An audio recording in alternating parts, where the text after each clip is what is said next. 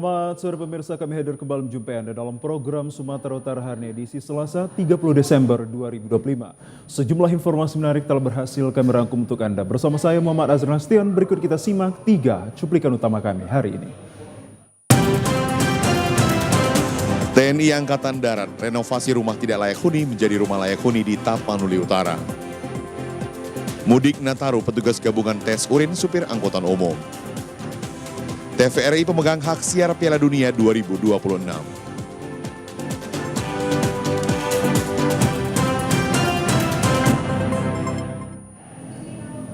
Pemirsa, di informasi yang pertama, di akhir tahun 2025 Kodim 0210T wujudkan rumah penuh harapan bagi warga Tapanuli Utara dengan mewujudkan rumah tidak layak huni menjadi rumah layak huni.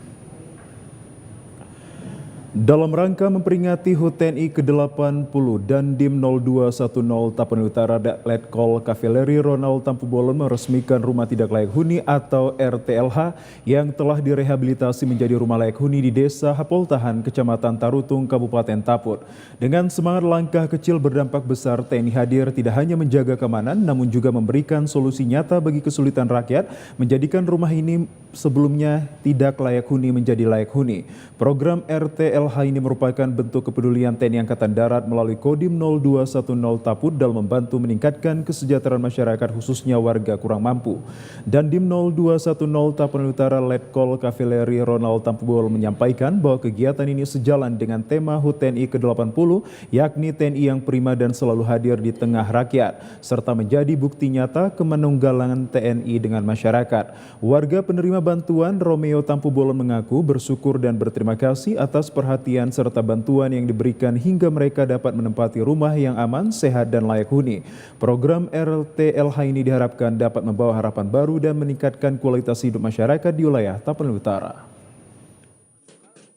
Ya, saya Romeo Tampubolon selaku penghuni rumah. Saya berterima kasih buat TNI Angkatan Darat yang membina rumah saya menjadi wilayah huni. Salam hormat, Horas, Horas, Horas, Mauliati.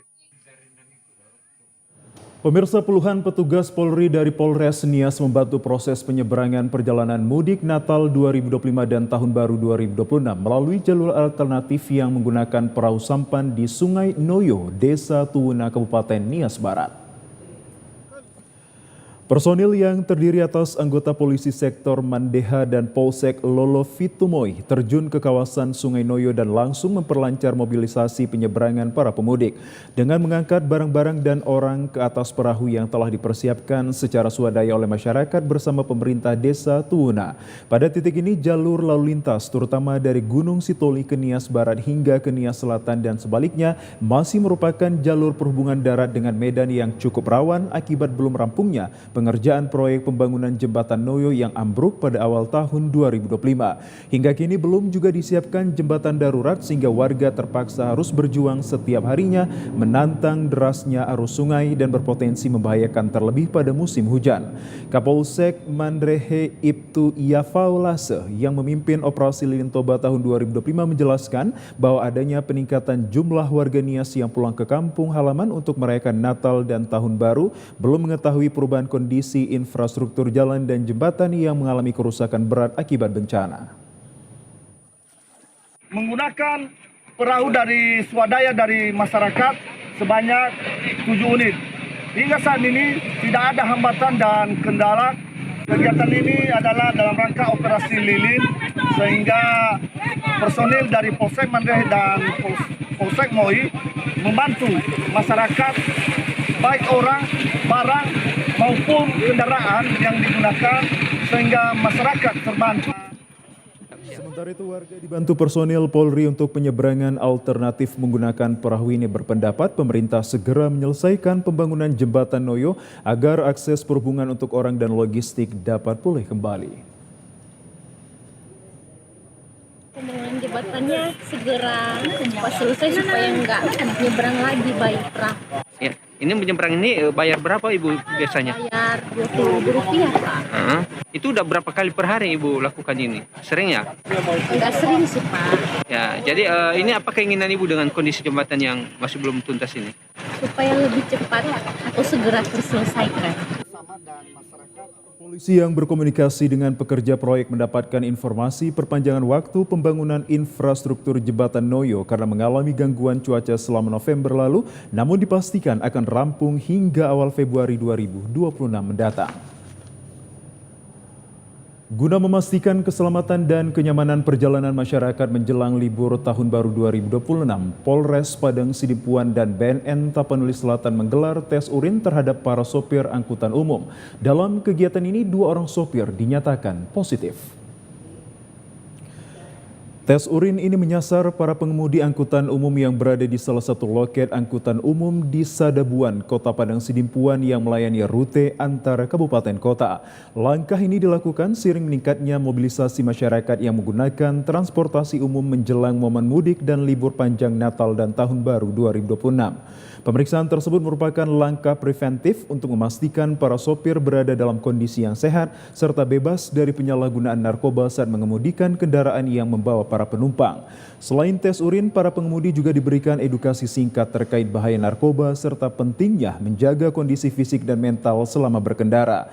Kasat Narkoba Polres Padang Sidimpuan Ibtu Junaidi Pardede menegaskan bahwa kegiatan tes urin ini merupakan bagian dari upaya pencegahan kecelakaan lalu lintas sekaligus wujud komitmen Polri dalam menciptakan transportasi umum yang aman, nyaman selama libur Natal dan Tahun Baru. Dari hasil pemeriksaan, seluruh sopir yang diperiksa, 2 diantaranya dinyatakan positif menggunakan narkoba. Dalam rangka operasi Narkoba tahun 2025, program antisipasi pencegahan untuk meminimalisir terjadinya angka kecelakaan dalam rangka kepadatan mungkin arus mudik atau arus balik nantinya para penumpang kita yang liburan di Natal dan Tahun Baru. Jadi hal ini kita lakukan dari Polres Sidimpuan khususnya pencegahan ya, yang pengguna narkotika terhadap driver angkutan umum. Pemirsa, libur Natal dan Tahun Baru membawa lonjakan wisatawan ke Parapat, Kabupaten Simalungun. Kawasan Danau Toba ini dipadati pengunjung yang datang untuk menikmati keindahan alam, udara yang sejuk, serta suasana liburan akhir tahun bersama keluarga. Dan berikut laporan dari reporter Adam Antoni dan juru kamera Kocali. Ya, baik pemirsa, saya melaporkan langsung di Parapat, Kabupaten Simalungun. Di belakang saya sudah terdapat salah satu gunung vulkanik terbesar di Asia Tenggara bahkan dunia, yaitu Danau Toba. Parapat menjadi salah satu titik wisatawan untuk bisa berkunjung langsung ke Pulau Samosir. Terlihat di sebelah kanan saya ada beberapa kapal penyeberangan yang akan nantinya menyeberangkan masyarakat atau wisatawan yang akan langsung ke Pulau Samosir. Pelabuhan ini menjadi titik pertemuan wisatawan dari berbagai daerah yang akan menyeberang menuju Pulau Samosir maupun menikmati suasana Parapat itu sendiri. Sambil menunggu kapal, wisatawan dapat menikmati pemandangan danau, mencicipi kuliner khas Batak, atau berfoto dengan latar belakang hijau yang mengelilingi Danau Toba. Tak hanya menawarkan panorama alam, Parapat juga ramah untuk wisata keluarga. Di area bermain terlihat anak-anak dapat beraktivitas dengan aman, sementara orang tua menikmati suasana danau yang menenangkan. Tersedia berbagai wahana permainan, ruang terbuka hijau, serta spot duduk santai yang cocok untuk melepas penat. Suasana yang nyaman dan udara yang sejuk menjadikan Parapat menjadi tempat ideal untuk beristirahat, bermain, dan menciptakan momen kebersamaan bersama keluarga. Berkunjung ke Parapat belum lengkap jika belum menikmati jalan santai di tepi Danau Toba. Berburu foto, serta dengan latar alam yang memukau hingga berbelanja souvenir khas Batak. Keramahan masyarakat lokal dan kekayaan budaya menjadikan Parapat lebih dari sekedar tempat pariwisata. Parapat adalah tempat bertemunya beragam latar belakang budaya dan sosial yang menjadikan salah satu destinasi favorit di Sumatera Utara. Tempat ini akan memberikan pengalaman yang terbaik kepada masyarakat yang berkunjung baik dari luar Sumatera ataupun dari dalam Sumatera tersendiri.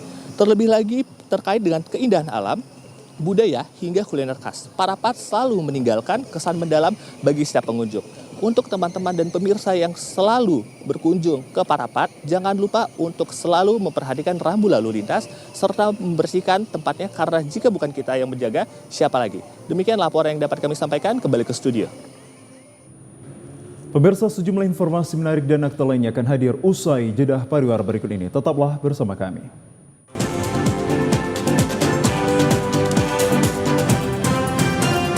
mengajak Anda ke informasi lainnya. Pelayanan publik pemerintah urusan administrasi kependudukan dan pencatatan sipil hingga pada akhir tahun di wilayah kota Gunung Sitoli, Sumatera Utara terus dimaksimalkan. Suasana ruangan pelayanan pada kantor Dinas Kependudukan dan Pencatatan Sipil Kota Gunung Sitoli ramai dikunjungi warga untuk mendapatkan layanan sejumlah dokumen antara lain perekaman KTP elektronik. Selanjutnya perbaikan dan atau perubahan komponen data termasuk pengurusan kartu keluarga, akta pencatatan sipil dan kartu identitas anak. Kepala Bidang Pusat Informasi dan Data Administrasi Kependudukan Disduk Capil Kota Gunung Sitoli, Jonathan Gulo mengatakan bahwa peningkatan jumlah warga melakukan pengurusan administrasi kependudukan dalam minggu terakhir Desember 2025 capai ratusan orang per harinya. Menyikapi kunjungan warga, pemerintah telah menyiapkan cadangan belangko EKTP serta kartu identitas anak yang dinyatakan cukup hingga bulan April tahun 2026. Banyaknya warga yang mendapatkan layanan membuat print data melambat dan harus menunggu antrian dari sistem terpusat pada Dirjen Dukcapil Kementerian Dalam Negeri. Dan di akhir tahun ini luar biasa ya antusias warga masyarakat untuk mengurus dokumen kependudukannya, terutama untuk masalah perekaman KTP elektronik. Jadi rata-rata warga yang pulang kampung itu memanfaatkan kesempatan liburan ini untuk mengurus dokumen kependudukan mereka, terutama untuk mengurus KTP elektronik yang baru. Untuk KTP elektronik yang rata-rata mungkin cuma 10 sampai 15-an orang per hari, ini bisa sampai 30 sampai 40 orang. Jadi agak menumpuk dan termasuk juga untuk proses pencetakannya terpaksa antriannya agak sedikit melambat. Salah seorang warga Suharni Polem menilai pelayanan di Dukcapil sangat efektif. Ia berharap agar pelayanan yang baik ini terus ditingkatkan. Di sini ya, di Dukcapil ini. Jadi pertama kali saya hadir di sini, datang ke sini sebenarnya kemarin, terus KTP anak saya. Jadi pertama kali saya sudah di mana beberapa, ternyata pelayanannya begitu bagus, begitu melayani, memang pelayanan prima. Ditambah lagi kita pertama kali disambut oleh abang pembantu security tadi itu ya. Jadi kita dilayani sepenuh hati, tidak ada sesuatu yang membuat kita tidak nyaman sih. Ya, pemirsa, tahukah Anda bahwa wajah pusat kota Balige berubah drastis menjadi destinasi wisata malam yang memukau, berdiri kokoh di depan Balairung Balige. Instalasi pohon terang yang megah menjadi daya tarik utama bagi wisatawan yang menghabiskan masa libur akhir tahun 2025 di Kabupaten Toba. Balairung Balige yang dikenal dengan 6 unit bangunan pasar tradisional berarsitektur khas Batak ini tampil berbeda. Kehadiran pohon terang dengan gemerlap lampu hias di depannya, perpaduan visual yang cukup unik. Wisatawan tidak hanya datang untuk melihat pasar bersejarah tersebut, namun juga untuk menikmati suasana Natal yang hangat di tengah-tengah perkotaan. Salah seorang perantau yang baru mudik, Darwin Tua Tampu Bolon, mengatakan bahwa Balairung ini sudah sangat ikonik dengan adanya dekorasi lampu dan pohon terang di depannya. Suasana malam di Balige cukup terasa jauh lebih hidup pula. Sejak pembukaan Festival Christmas Season Toba 2025 pada pertengahan Desember lalu, area di sekitaran Balairung selalu dipadati warga dan pelancong. Keberadaan pohon terang ini menarik minat orang untuk bersuap foto. Secara langsung berdampak ramainya pedagang UMKM di sekitaran lokasi, hingga dekorasi ini merupakan bagian dari instruksi pemerintah daerah untuk mempercantik tata kota guna menyambut perayaan Natal dan Tahun Baru 2026. Pemerintah Kabupaten Toba sengaja menempatkan instalasi dekorasi di titik-titik bersejarah seperti Balairung untuk mempromosikan kekayaan budaya lokal melalui kemasan yang modern. Hingga menjelang pergantian tahun, area ini diprediksi tetap menjadi titik kumpul utama bagi wisatawan. Dengan suksesnya transformasi visual ini, Balairung Balige tidak hanya berfungsi sebagai pusat ekonomi, melainkan telah resmi menjadi salah satu destinasi wisata religi, budaya, dan yang paling dinanti setiap akhir tahun di kawasan Danau Toba. Sesuatu yang beda dari tahun-tahun sebelumnya. Ini saya baru pulang setelah 4 tahun dari Jakarta. Itu belum ada. Ya lumayan bagus. Memberi suasana berbeda dari tahun-tahun sebelumnya. Mungkin tahun-tahun ke depannya bisa lebih ditingkatkan lagi, pohonnya lebih besar lagi, lebih meriah lah, lebih terasa suasana Natalnya. Sementara itu pemirsa, dampak bencana alam, tingkat kunjungan wisata pemandian air panas Dolu Brastagi dan Semangat Gunung Kabupaten Karo menurun namun masih cukup ramai saat libur Natal dan akhir tahun 2025. Saat liburan, destinasi wisata alam di Kabupaten Karo menjadi salah satu favorit pengunjung dari berbagai daerah Sumatera Utara dan sekitarnya, seperti pemandian air panas Sidebuk-Debuk Lembah Gunung Sibayak yang berada di Desa Dolu, Kecamatan Brastagi, dan Desa Semangat Gunung, Kecamatan Merdeka. Daya tarik alam pegunungan, udara sejuk, dan relaksasi air panas belereng menjadi daya tarik liburan keluarga. Pada libur Natal dan jelang akhir tahun kemarin masih cukup ramai wisatawan yang berkunjung. Namun pasca bencana alam Sumatera, tingkat kunjungan wisata pemandian air panas Sidebuk-Debuk mengalami penurunan dari hari libur sebelumnya yang diperkirakan menurun 30-40%. Koordinator petugas pos retribusi pemandian air panas Dolu dan Semangat Gunung Mosa Barus mengatakan bahwa faktor cuaca sangat mempengaruhi tingkat kunjungan wisatawan. Bencana alam di Sumatera Utara akhir November lalu juga berdampak pada tingkat kunjungan wisatawan. Dirinya menjelaskan situasi wisata alam pemandian air panas Lembah Gunung Sibayak Kabupaten Karo aman dan juga cukup kondusif. Diharapkan saat libur tahun baru 2026 nanti kembali dipadati pengunjung guna meningkatkan PAD dan perekonomian masyarakat. Pengunjung yang masuk ke daerah wisata Lembah Sibayak atau air panas mulai dari bencana sumut kemarin agak jauh penurunan drastis ya. Sekarang ini udah H- berapa ini kita tahun baru ya, tinggal 2 hari lagi kita menuju tahun baru. Di sini saya pantau kira-kira kunjungan tamu yang datang ke Lembah Sibayak ada sedikit peningkatan, mungkin tidak ada separuh dari hari-hari biasa, belum ada separuhnya. Pemirsa, informasi terkait polisi bongkar dan bakar gubuk narkoba di Kota Medan akan hadir usai jeda pariwara berikut ini. Tetaplah bersama kami.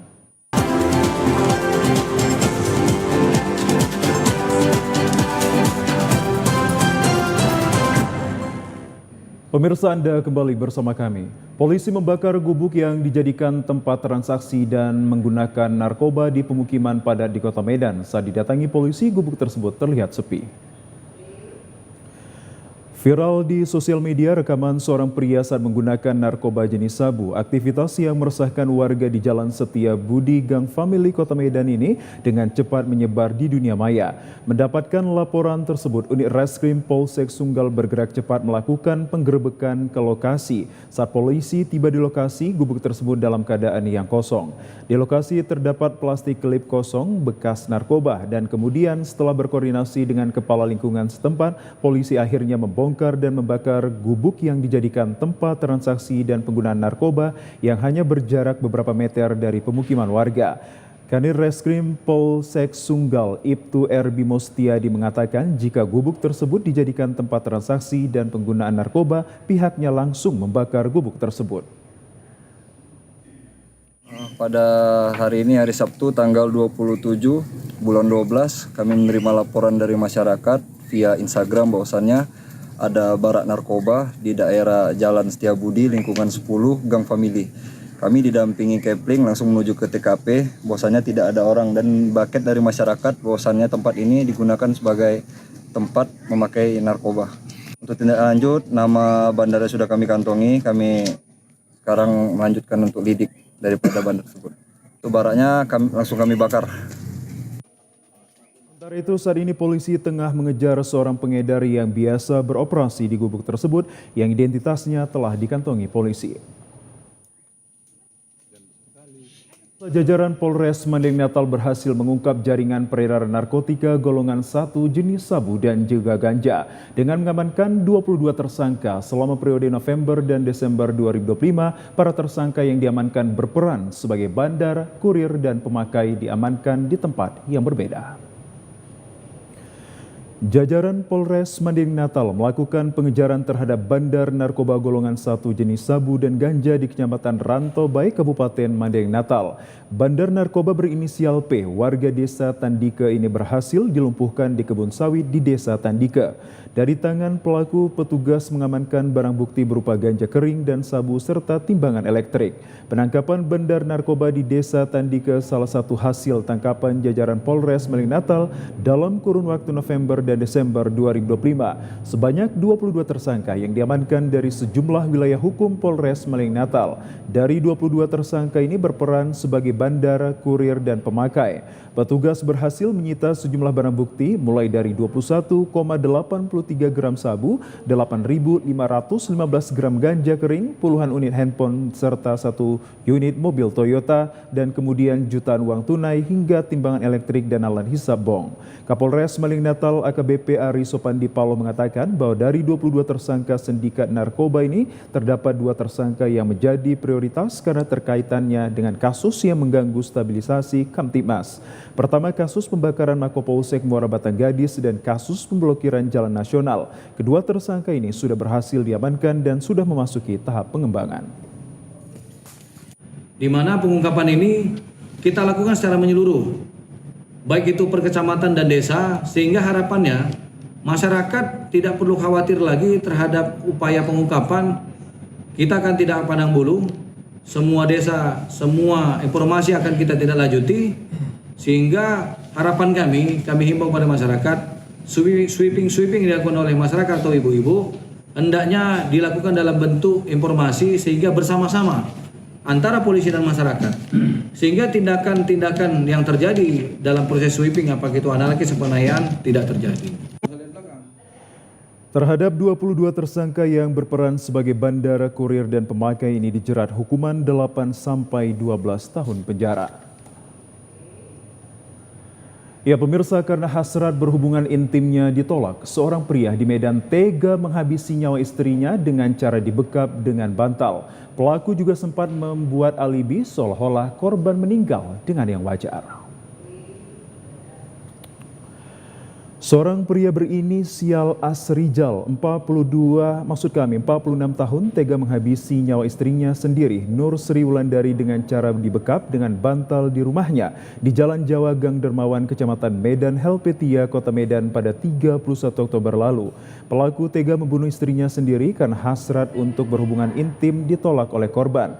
Merasa kecewa hasratnya tak terpenuhi, pelaku kemudian membekap korban dengan bantal hingga korban kehabisan napas.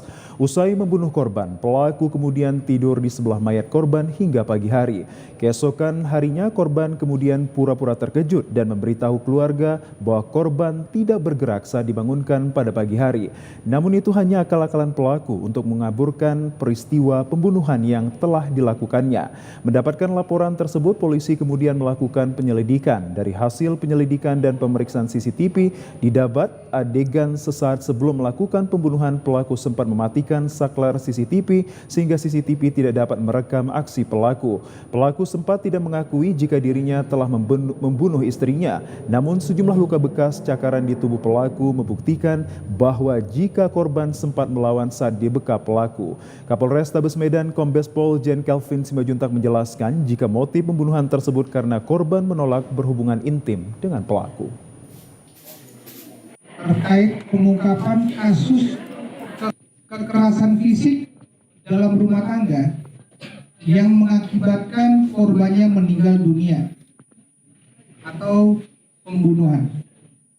Dalam hal ini, pelaku AS melakukan kekerasan fisik terhadap istrinya MW, sehingga korban MW meninggal dunia di tempat.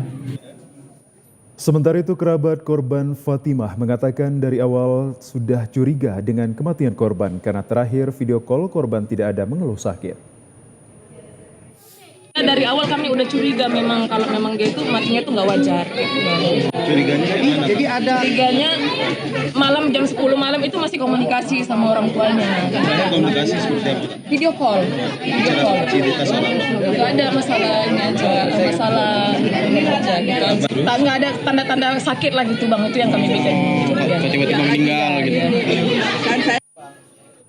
Saat ini pelaku ditahan di Mapolrestabes Medan guna mempertanggungjawabkan perbuatannya. Pelaku dijerat pasal 44 ayat 3 Undang-Undang Nomor 23 Tahun 2004 tentang penghapusan kekerasan dalam rumah tangga atau pasal 340 subsidiar pasal 338 dan atau pasal 353 ayat 3 atau 351 ayat 3 dengan ancaman hukuman 20 tahun penjara.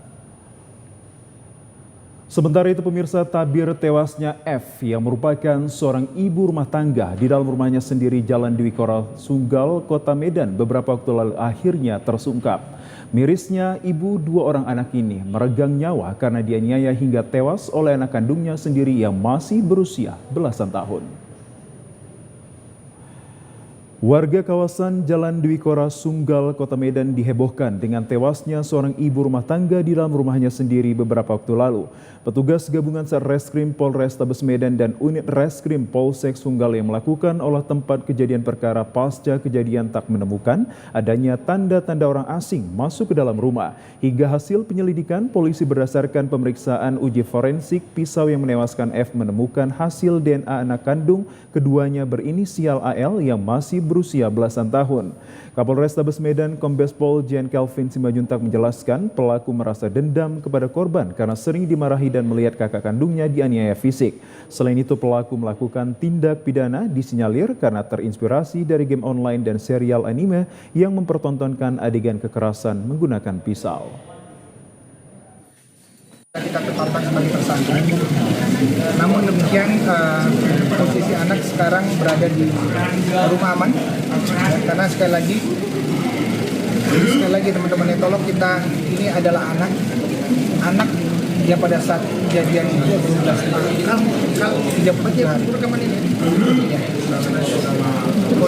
Kemudian kita menggunakan KDRT. Hubungan keluarga yang kurang harmonis juga diduga menjadi salah satu faktor penyebab peristiwa mengenaskan ini terjadi. Kini pelaku yang masih berusia anak berada dalam pengawasan dan bimbingan Dinas Pemberdayaan Perempuan, Perlindungan Anak dan Keluarga Berencana Provinsi Sumatera Utara. Dan pemirsa, untuk mengetahui bagaimana situasi arus lalu lintas di sejumlah persimpangan di Kota Medan, kita akan melihat laporan dari petugas Sisirum Dinas Perhubungan Kota Medan berikut ini. Baik, terima kasih rekan Azril dari TVRI Sumatera Utara.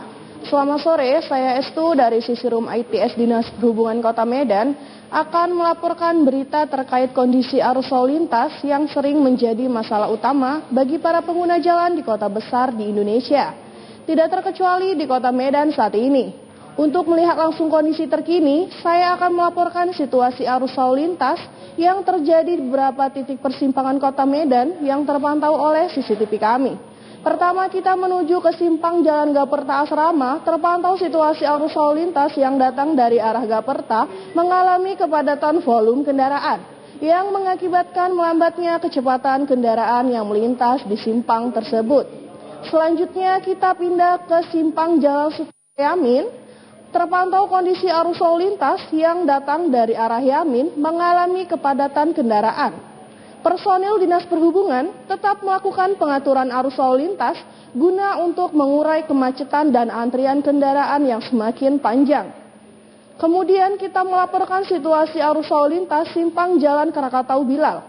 Terpantau kondisi arus lalu lintas yang datang dari arah Krakatau mengalami kepadatan kendaraan yang mengakibatkan melambatnya arus lalu lintas dan diprediksi akan semakin memadat saat memasuki jam pulang kerja. Selanjutnya kami berpindah ke Jalan Simpang Jalan Sudirman Gubernur, arus lalu lintas terpantau ramai lancar. Kami tetap menghimbau kepada seluruh pengguna jalan untuk selalu berhati-hati dalam berkendara. Tetap utamakan keselamatan daripada kecepatan. Tetap patuhi rambu-rambu dan marka jalan yang ada, serta lengkapi surat-surat kendaraan Anda. Demikian kami laporkan situasi arus lalu lintas sore ini langsung dari Sisi Room ITS Kota Medan. Kemudian saya kembalikan ke studio TVRI Sumatera Utara, Jalan Putri Hijau, Medan. Estu Rahmawati melaporkan langsung terkait situasi arus lalu lintas yang terjadi di persimpangan di Kota Medan. Estu, terima kasih atas informasinya dan selamat bertugas kembali. Dan informasi lainnya akan hadir usai jeda pariwara berikut ini. Tetaplah bersama kami pemirsa.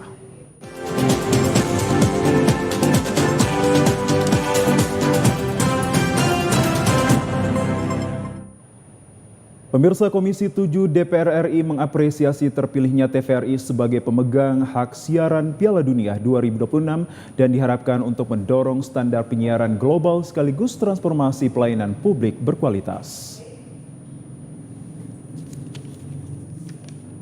Lembaga Penyiaran Publik TVRI resmi pemegang hak siar Piala Dunia 2026 menjadi tonggak sejarah baru untuk membuktikan kualitas siarannya di level internasional. Meski menghadapi persaingan yang kompetitif, langkah strategis ini merupakan hasil dorongan Komisi 7 DPR RI sehingga berhasil meyakinkan FIFA memberikan kepercayaan penyiaran di wilayah Indonesia. Ketua Komisi 7 DPR RI Saleh Fartaunan Daulay mengatakan momentum hak penyiaran Piala Dunia 2026 dimiliki TVRI harus lebih baik dan cukup unggul. Tingginya minat masyarakat Indonesia penggemar sepak bola diharapkan TVRI harus mitigasi sejak dini untuk memastikan penyiaran pelayanan publik lebih optimal. Paling mengatakan bahwa TVRI hari ini sedang diberikan ujian besar.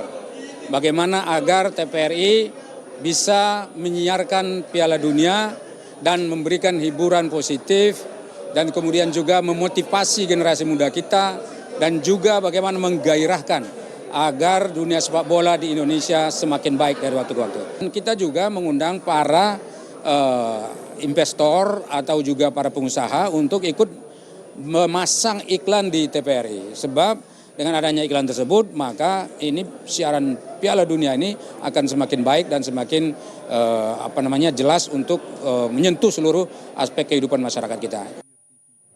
Sementara itu TVRI siap mematangkan persiapan infrastruktur dan teknis penyiaran guna menyambut perhelatan akbar Piala Dunia 2026 yang dilaksanakan di Amerika Serikat, Kanada, dan Meksiko. Ya, pemirsa, TVRI sebagai lembaga publik akhirnya memiliki hak penyiaran seluruh pertandingan Piala Dunia 2026 di Indonesia yang dapat ditonton di terestrial secara gratis mulai tanggal 11 Juni hingga 19 Juli 2026 mendatang. Sebagai pemegang hak siaran Piala Dunia 2026 oleh TVRI merupakan bagian komitmen menjalankan fungsinya sebagai pelayanan publik bekerja sama dengan pemerintah.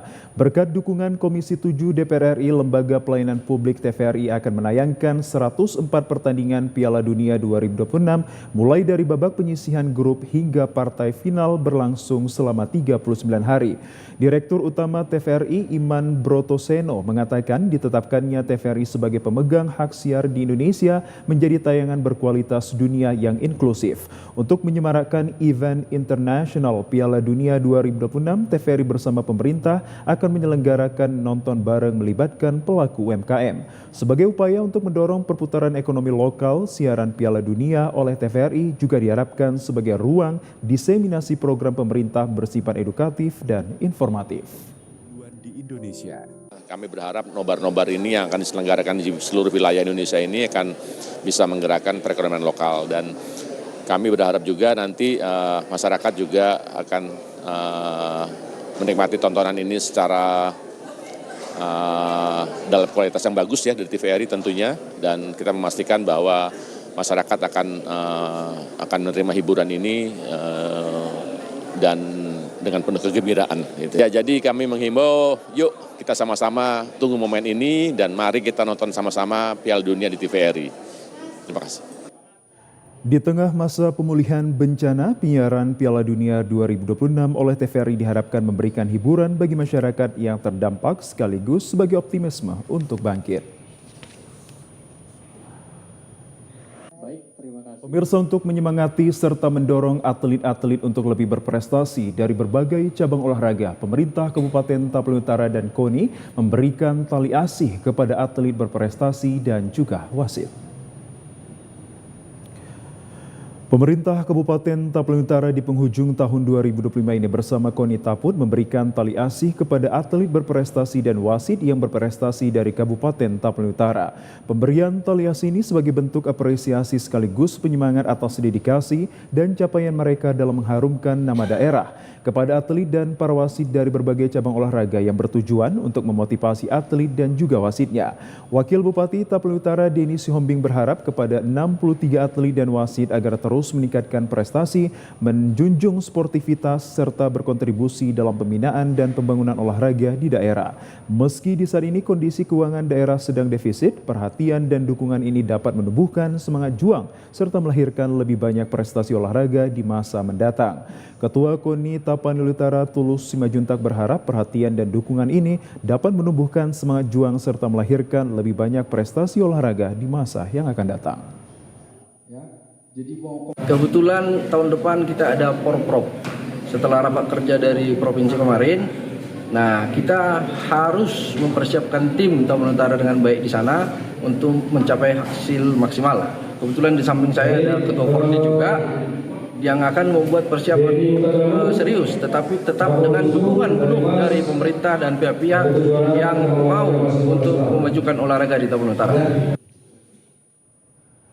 Ya, pemirsa, secara harfiah, menghunti tandok adalah memikul atau mengangkat, sedangkan tandok adalah bakul besar dari anyaman rotan yang biasa digunakan untuk membawa padi atau hasil panen dan pada suku Batak Toba menjadi bagian dalam tradisi budaya.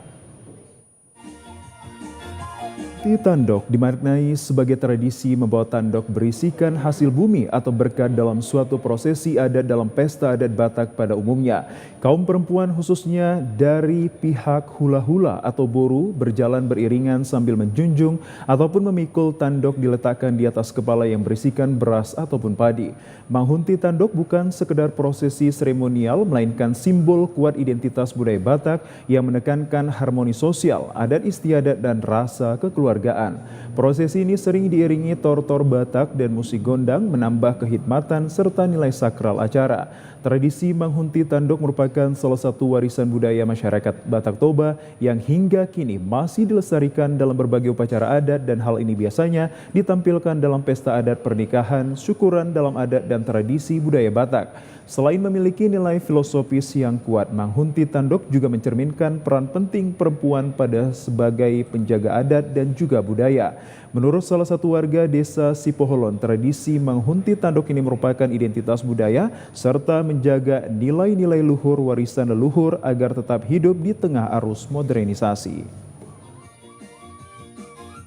Dan pemirsa, berikut informasi perakiran cuaca di sejumlah daerah di Sumatera Utara dari Badan Meteorologi, Klimatologi, dan Geofisika Wilayah 1 Medan yang berlaku esok, Rabu 9 Desember 2025.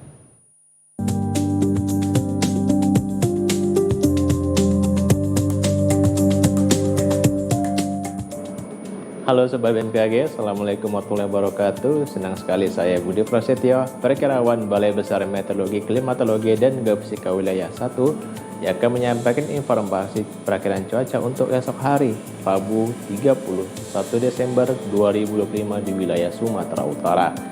Pagi hari berpotensi hujan dengan intensitas ringan di wilayah sedang mendagai. Siang sore hari berpotensi hujan dengan intensitas ringan hingga sedang sebagian besar wilayah Sumatera Utara, di mana potensi hujan sedang terjadi di wilayah Dairi, Karo, Padang Lawas Utara, Simalungun, Tapanuli Selatan, Langkat, dan sekitarnya. Malam hari masih berpotensi hujan dengan intensitas ringan hingga sedang sebagian besar wilayah Sumatera Utara, di mana potensi hujan sedang terjadi di wilayah Langkat dan sekitarnya. Sementara dini hari berpotensi hujan dengan intensitas ringan di wilayah Padang Lawas Utara, Sedang Bedagai, Simalungun, Tapanuli Tengah, Labuan Batu Utara, Langkat, Maniling Natal, Kepulauan Nias, Labuan Batu, dan sekitarnya. Udara berkisar antara 14 hingga 31 derajat Celcius. Kelembaban udara berkisar antara 76 hingga 100%. Angin berarah selatan hingga barat daya dengan kecepatan berkisar antara 3 hingga 7 km per jam. Titik panas atau hotspot di Provinsi Sumatera Utara pantauan tanggal 29 Desember 2025 tidak ada. Demikian informasi yang dapat saya sampaikan, semoga bermanfaat kita semua. Assalamualaikum warahmatullahi wabarakatuh. Dan pemirsa, informasi yang Anda saksikan tadi sekaligus menutup perjumpaan kita pada sore hari ini. Kami ucapkan terima kasih atas kebersamaan dan juga perhatian Anda. Saya Muhammad Azrul Nastion. Selamat sore dan sampai jumpa.